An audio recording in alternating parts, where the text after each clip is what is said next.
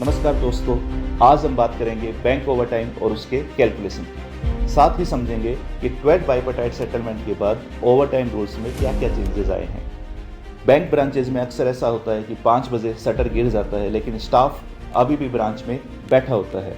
कभी day and balancing, कभी audit preparation, कभी इंस्पेक्शन की फाइल्स, तो कभी टारगेट्स और रिपोर्ट्स।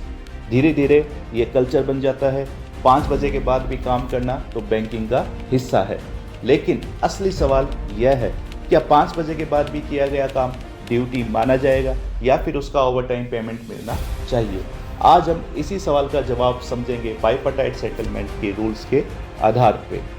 सबसे पहले समझते हैं ओवरटाइम की लिमिट। बाइपार्टाइट सेटलमेंट के अनुसार मैनेजमेंट वर्कमैन स्टाफ से ओवरटाइम करवा सकती है, लेकिन उसकी एक मैक्सिमम लिमिट है। पूरे साल में किसी एम्प्लॉय से 175 घंटे यानी 175 आवर से ज़्यादा ओवरटाइम नहीं कराया जा सकता। और आइडियली मैनेजमेंट को पहले से इन्फॉर्म करना चाहिए कि आज ओवरटाइम करना पड़ेगा। मतलब साफ है, ओवरटाइम कोई फेवर नहीं है, ये सिस्टम में लिखा हुआ रूल है। अब बात करते हैं डेली वर्किंग आवर्स की। नॉर्मली क्लेरिकल स्टाफ से 8.5 घंटे से ज़्यादा काम नहीं कराया जा सकता। और ध्यान रखिए, इसमें लंच ब्रेक शामिल नहीं होता। हाँ, अगर इमरजेंसी सिचुएशन हो जैसे year ending, audit, government work, inspection, तो मैनेजमेंट एक्स्ट्रा काम करवा सकती है, लेकिन उस एक्स्ट्रा काम का ओवरटाइम पेमेंट देना भी जरूरी है। अब आते हैं एक इंटरेस्टिंग रूल पे।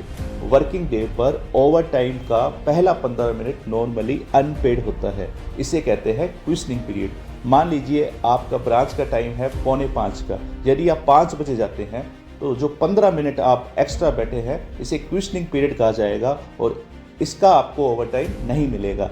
लेकिन यदि आप 5:20 पे जाते हैं तो आपको 20 मिनट प्लस 15 मिनट 35 मिनट का ओवरटाइम मिलेगा। अब सवाल आता है, ओवरटाइम कैलकुलेट कैसे होता है? इसके लिए एक सिंपल फॉर्मूला है। ओवरटाइम हमेशा आवरली रेट पे कैलकुलेट होता है और hourly rate equals to monthly emoluments divide by 150, यानी आपकी टोटल मंथली सैलरी को 150 से डिवाइड करके आवरली रेट निकाली जाती है। अब सवाल यह है कि 150 से ही डिवाइड क्यों करें? क्योंकि बाइपार्टाइट सेटलमेंट में माना गया है कि एक महीने में लगभग 150 इफेक्टिव वर्किंग आवर्स होते हैं। अगर हम मान लें कि एक महीने में लगभग 25 वर्किंग डेज होते हैं और हर दिन लगभग 6 इफेक्टिव वर्किंग आवर्स है, तो 25 multiply by 6 equals to 150 hours हो जाता है। ट्वेल्थ बाइपार्टाइट सेटलमेंट के बाद ओवरटाइम कैलकुलेशन में सैलरी के कई कंपोनेंट शामिल किए गए हैं, जैसे बेसिक पे, स्टेगनेशन इंक्रीमेंट, स्पेशल पे, PQP, special allowance, transport allowance, DA, HRA, FPP। मतलब ट्वेल्थ बाइपार्टाइट सेटलमेंट में ओवरटाइम कैलकुलेशन का बेस पहले से बड़ा हो गया है। एग्जाम्पल से समझते हैं। मान लीजिए किसी बैंकर का basic plus DA plus special allowance, transport allowance plus FPP, यह सब मिलाकर 60,000 है। तो आवरली रेट कैसे निकालेंगे? 60,000 को 150 से डिवाइड करेंगे तो 400 रुपये पर घंटा आपका आवरली रेट आएगा। अब यदि आप ब्रांच में रुकते हैं 6:15 तक, तो 4:45 से 5:45 तक आपके होते हैं 30 मिनट और 30 मिनट में आपको मिलेगा 100%, यानी कि 400 का आधा 200 रुपया। फिर 5:15 से लेकर 6:15 तक आप 1 घंटा और रुके। इसका मतलब क्या हुआ? 170%। 400 का 170% मिलेगा। 400 का 170 करेंगे तो कितना आएगा? 680। तो टोटल ओवरटाइम जो आपका 1.5 घंटे का बना है वो हुआ है 880 रुपये। दोस्तों, इसीलिए पुराने बैंकर्स हमेशा उनका एक नारा होता था कि overtime for roti, salary for saving. और ओवरटाइम हमेशा 15 मिनट के ब्लॉक में कैलकुलेट होता है। अगर आपने 8 मिनट काम किया तो 15 मिनट माना जाएगा, 20 मिनट काम किया तो 30 मिनट माना जाएगा। अब बात करते हैं ग्राउंड रियलिटी की।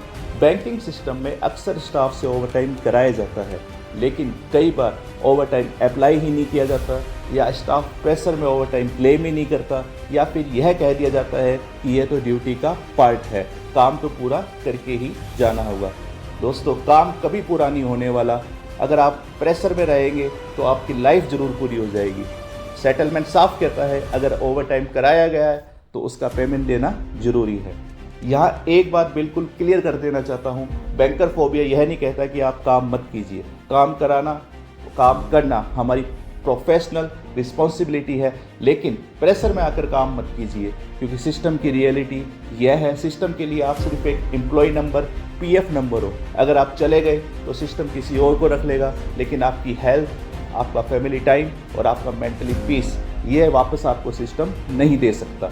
इसलिए अपने राइट्स जानिए, अपने रूल्स समझिए और हेल्थी इन्वायरमेंट में काम कीजिए, क्योंकि नॉलेज ही सबसे बड़ी प्रोटेक्शन है। अगर आपको बैंकिंग सिस्टम के ऐसे हिडन रूल्स और ग्राउंड रियलिटी जाननी है तो चैनल को सब्सक्राइब करें, बने रहे आपके अपने चैनल बैंकर फोबिया के साथ। धन्यवाद।